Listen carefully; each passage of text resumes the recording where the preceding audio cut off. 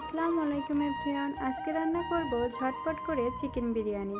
তো বিরিয়ানি রান্না করার জন্য এদিকে আমি মাংস, পেঁয়াজ, মরিচ সব কিছু কেটে ধুয়ে রেডি করে নিয়েছি।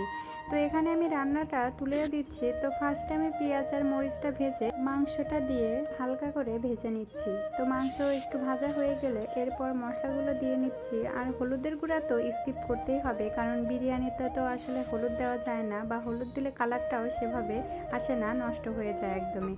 তো এরপরে টক দইও ছিল না, তো ইনস্ট্যান্ট দুধ এবং লেবু দিয়ে টক দই বানিয়ে নিয়ে এরপর দিয়ে নিলাম। আর দিয়ে ভালোভাবে মাংসটা কষিয়ে নিব। তো মাংস কষানো শেষে এরপর যে চালটা ধুয়ে রেখেছিলাম, সেই ধুয়ে রাখা চালগুলো এখন মাংসের মধ্যে ঢেলে দিব। আসলে আমি আমার মতো করে রান্না করছি, আর সবার রান্নার ধরনও এক না।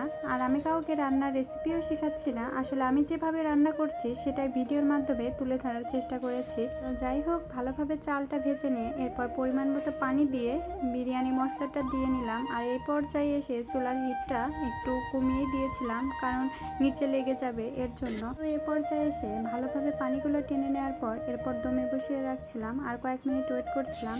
তো পানিগুলো সবগুলো টেনে নিয়েছে এবং বিরিয়ানিটাও রেডি হয়ে গিয়েছে। তো লাস্টে আবার একটু ঘি দিয়ে দিয়েছিলাম, কারণ ঘি দিলে স্মেলটাও অনেক সুন্দর আসে এবং খেতে অনেক বেশি মজা লাগে।